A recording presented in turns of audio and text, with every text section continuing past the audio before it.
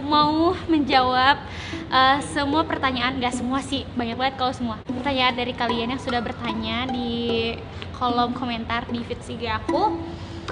Langsung aja kita mulai. Oh iya, for your information, aku tuh sebagai sepupu perempuan paling kecil di keluarga ini. Gak penting sih ya sebenarnya. Oke, ini pertanyaan yang cukup banyak masuk ke aku. Hampir setiap hari ini masuk karena aku emang deket banget kan sama Aiko. Jadi pertanyaan-pertanyaan yang menjurus ke kami berdua tuh sangat banyak. Pertanyaan pertama dari FTM LAD, pernah nggak sih cemburu sama pacarnya Aiko? Menarik sekali jawabannya. Tentu pernah banget. Karena apa? Karena kalau misalkan aku kan perempuan, pacar Aiko perempuan dong. Jadi kalau misalkan dia bagi waktu atau misalkan dia mau pergi, tapi aku juga pingin minta antar sama dia, tapi dia lebih milih perempuannya, wah itu aku marah-marah. Terus kayak misalkan subuh-subuh gitu ya, dia tuh paling niat kalau misalkan nganter pacarnya daripada nganter saya. Subuh pun dilewati olehnya. Kalau sama aku kayak siang juga sendiri aja, pakai ojek online aja. Sumpah itu perbedaan yang sangat-sangat itu. Makanya kalau misalkan ada pacar AA baru dibawa ke aku pasti mukanya jutek kayak maaf ya kalau kalau yang pernah digituin sama aku, tapi karena aku emang kayak gitu. Terus apalagi kalau misalkan ceweknya seksi lah, kayak astagfirullahaladzim.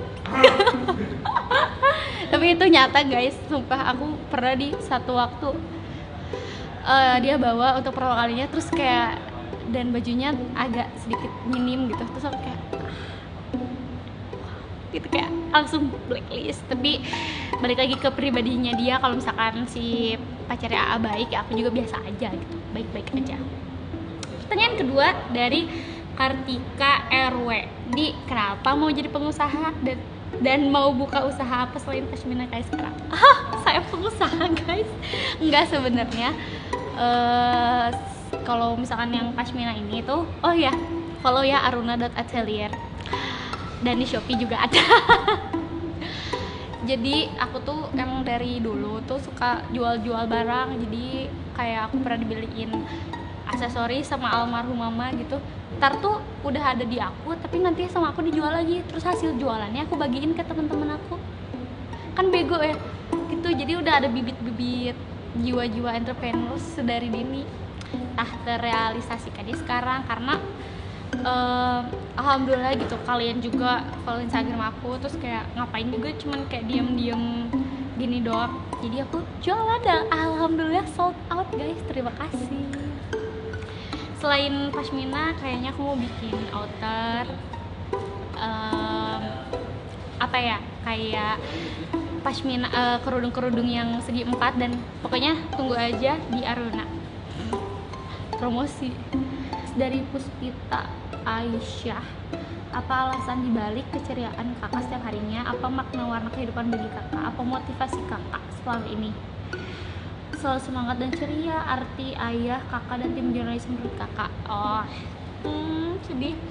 Aku ceria kayak gini karena ngapain juga sedih-sedih gitu, terus ngapain juga kayak minta perhatian ke publik, nangis-nangis tuh kayak aku tuh bla bla bla bla. Nggak, kenapa kalau misalkan bisa happy aja, kenapa nggak happy aja gitu? Soalnya kalau kayak gitu tuh jadi menularkan bad vibes gitu. Kalau kita sedih-sedih, orang juga jadi malas, misalnya kayak naon sih si ieu caper pisan, naon sih si ieu kieu pisan gitu, kayak gitulah kalau kata orang Sunda mah. Aku ceria kayak gini aja masih suka ada yang kayak apa sih kamu centil banget, apa sih bla bla bla. Padahal aku cuman pengen menyalurkan kebahagiaan aku dengan punyanya kalian yang sudah mengikuti aku di Instagram gitu. Jadi ya ceria mah ceria aja guys, sedih-sedih aja tapi nggak usah berlebihan. Dari Kade Sinta Dewi, di pernah nggak sih kamu ngerasa kelebihan kamu ini sebagai beban buat kamu atau saudara-saudara kamu yang lain?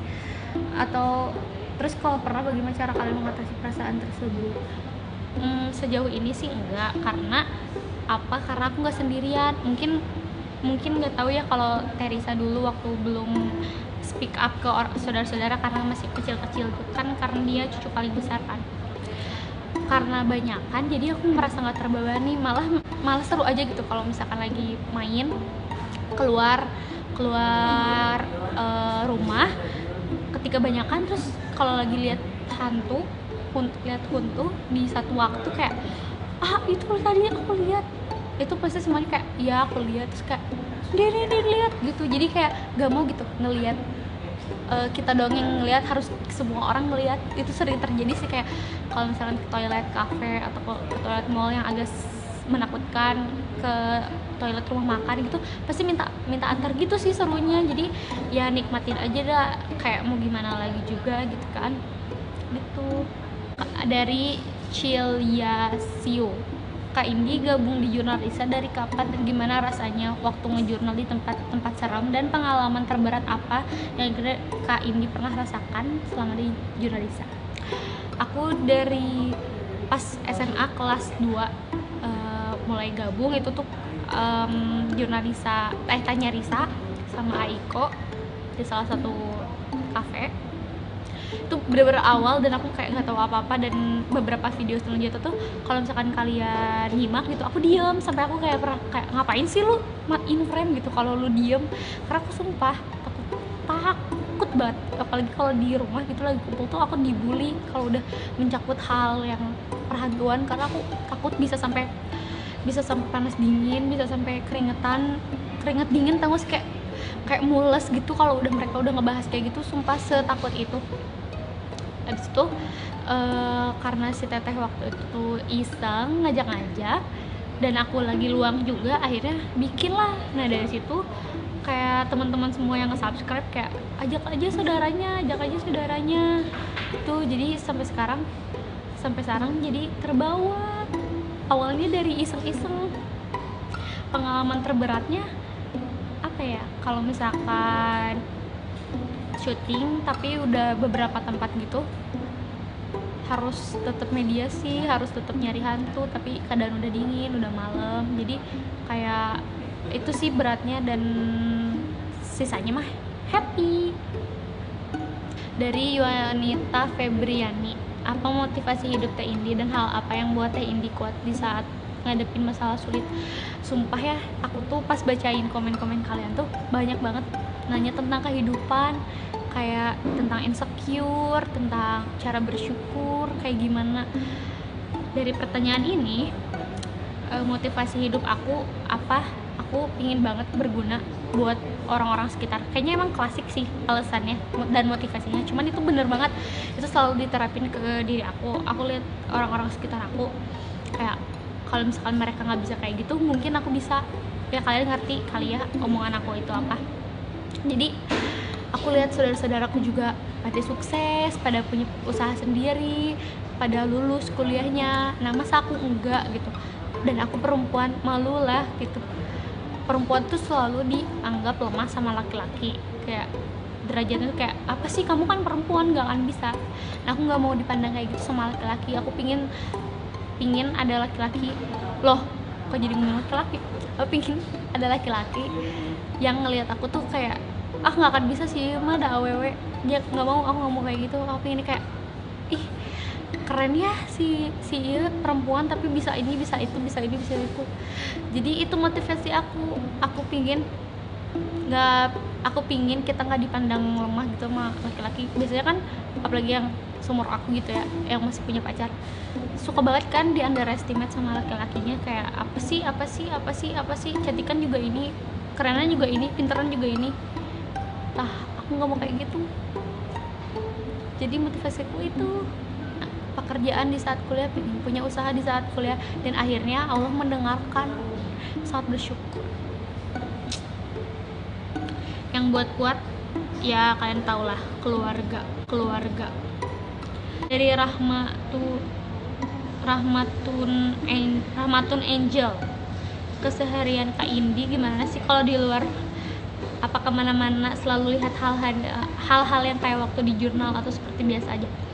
Nah ini juga pertanyaan yang sering banget masuk. Aku biasanya main biasa, cuman kalau ketika ke tempat salah satu tempat, misalkan coffee shop, ada beberapa coffee shop yang pernah aku datengin itu ada hantunya. Jadi aku waktu itu mau pipis di kamar mandinya, itu aku sama Teh Risa sama Kak Dimasta juga sama yang lain. Aku pipis sendiri ke WC-nya. Abis itu pas sudah di WC-nya tuh ada kaca, aku tuh ngaca dulu sebelum pipis, kayak benerin hijab. Lah lagi ngaca, si lorong ke WC-nya tuh ditutupinnya sama kain doang, kain selebaran gitu. Tiba-tiba pas aku lagi ngepentulin terus tiba-tiba ada perempuan dari arah nyerong, terus dia tiba-tiba bajunya nggak kotor, mukanya nggak rusak juga kayak manusia, terus kayak rambutnya segini, terus dia nyerong gitu, terus dia lihat ke kaca. Jadi otomatis bayangin aja, dari dia lihat ke kaca, aku lihat ke kaca, jadi lihat kan di kaca, terus kayak dia kayak gini, aku langsung kayak gini, kayak hah, aku di mana, aku siapa, terus kayak mau lari, mana sempat, keburu telat gitu, gak jadi ngemetiin, aku cuman gituin doang. Terus aku lari ke kamar mandi, aku di kloset kayak gini aja, aku kayak pipis aku. Nah ini kloset kan, ini si pintunya aku buka kayak gini pelan, aku takut dia nungguin coy, takut banget. Tiba-tiba pas buka door kan berabe kalau kayak gitu, pas kayak gitu nggak ada, aku lari ke table sama ke tabelnya Teresa, terus kayak Teresa berdiri juga kayak aku mau pipis terus aku bilang gitu, Teh jangan, kita pindah tempat, sumpah pindah tempat. Akhirnya dia kenapa, terus kata Teteh tuh kayak ningali juriknya, enggak cabut aja. Akhirnya itu minuman masih pada penuh, kita akhirnya cabut soalnya takut ya, karena dia tahu kita bisa lihat dia gitu, diikutin kan nggak lucu gitu, males, terus minta tolong, capek. Dari Arif Lutfi mau nanya nih Teh, apakah dari awal Teh bisa lihat hantu sampai sekarang masih suka takut, terus ngerasa keganggu nggak sih kehidupan sehari-hari? Soalnya ngebayangin kalau aku mah nggak bisa hidup dengan tenang. Ngeganggu sih enggak, yang tadi udah aku jelasin di awal ya, enggak. Kalau misalkan bareng-bareng, karena mereka semua juga bisa lihat, kakak aku, jadi aku juga biasa aja. Kalau misalkan boleh milih untuk dilahirkan di keluarga, kamu bakal milih dilahirkan jadi adik? Enggak, dilahirkan jadi Indi aja udah enak, ini udah dimanja sama kakak yang lain. Dari Ika Wahyuni Fianti, Kak kasih tips biar bisa aku sedangkan saudara. Sering-sering main bareng, itu intinya ya, sering-sering main bareng. Dari RHENRDH, apa hal yang membuat Indi semangat sampai Indi bisa melakukan perubahan yang besar di hidup Indi? Yang berjasa ya keluarga, balik lagi kakakku, mama aku, kakek, tante, sepupu aku yang lain, itu sangat berjasa. Intinya keluarga, siapa lagi kalau bukan keluarga guys, pertanyaan ini. Dari By LRST, apa hal yang paling lo syukurin sebagai adik perempuan yang punya abang kayak Niko? Dia sangat, ke perempuan tuh sangat mengayomi ya, sangat lembut. lembut sekali, tapi serius itu sangat lembut. Terus kalau ada kebutuhan tuh, meskipun dia males, kayak apaan sih nggak mau, tapi nanti lama-lama tuh dilakuin. Terus kayak kalau misalkan aku ada masalah atau disakitin laki-laki, dia garda terdepan untuk menghadang itu semua. Kayak apa sih deh laki-laki kayak gitu, apa sih deh, tapi sumpah dia tuh jadi cowok, sifat Aiko tuh jadi cowok idaman aku untuk cari pacar gitu loh, ngerti gak sih? Jadi gara-gara Aiko kayak gitu, aku jadi pengen punya pacar kayak sifatnya kayak AA, dijemput lah, nggak boleh lah sendirian. Tapi ke aku mah enggak sih, ke pacarnya kayak gitu. Dari Sabna Bila, pernah ngira bakalan jadi Teh Indi yang sekarang? Enggak, sumpah aku mah kayak gitu menjalaninya dengan seperti air, let it flow gitu. Tiba-tiba kayak gini, dan bersyukur sehabis sholat jangan lupa sujud syukur. Itu setiap kan sholat 5 waktu, berarti 5 kali sujud syukur. Jadi apa yang kalian mau nanti dikabulin sama Allah, amin. Penting banget bersyukur, bilang alhamdulillah juga, Allah tuh udah seneng gitu kalau kalian setiap hari gitu. Alhamdulillah, iya terima kasih, alhamdulillah. Apalagi ditambah sholat, mengaji, dan sujud syukur. Dah kalian, ya Allah aku minta ini, besoknya datang, besok datang. Itu pembelajarannya sangat berbobot. Udah aku jawab. Makasih buat selalu nonton, subscribe, komen, and like. Junaisa, jangan bosen-bosen. Jangan lupa follow juga Indiratnap. Dan jangan lupa juga beli kerudung Aruna. Nanti ada desain-desain baru, ada warna-warna baru.